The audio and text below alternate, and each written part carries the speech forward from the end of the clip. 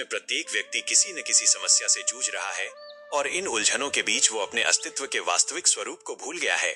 ऐसी स्थिति में यह समझना अत्यंत आवश्यक है कि हम अपनी जीवन यात्रा में कहाँ खड़े हैं और हमारा अंतिम लक्ष्य क्या है। यहाँ संसारी जीवन और साधना के पथ के सूक्ष्म अंतर को स्पष्ट करने हेतु एक व्यवस्थित विश्लेषण साझा किया जा रहा है। संसारी व्यक्ति की दौड़ अधिकतम समाज में मान प्रतिष्ठा और प्रशंसा युक्त जीवन जीने तक ही सीमित रहती है। वह एक सज्जन पुरुष की श्रेणी में आता है जो समाज में सबके प्रति करुणा और अच्छे भाव रखता है तथा निस्वार्थ भाव से सबकी सहायता करता है।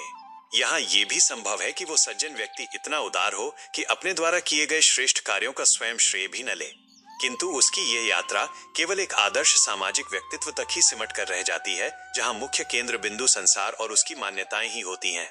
इसके विपरीत एक साधक वो है जो सतही चमत्कारों, कोरी कथा कहानियों और केवल मनोरंजन मात्र रह गए आध्यात्मिक प्रवचनों से बहुत ऊपर उठ चुका है।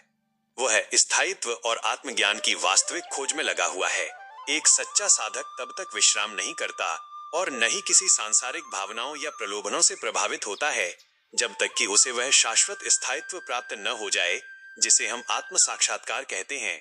उसके लिए संसार की प्रशंसा या निंदा का कोई मूल्य नहीं रह जाता, क्योंकि उसकी दृष्टि केवल सत्य पर टिकी होती है।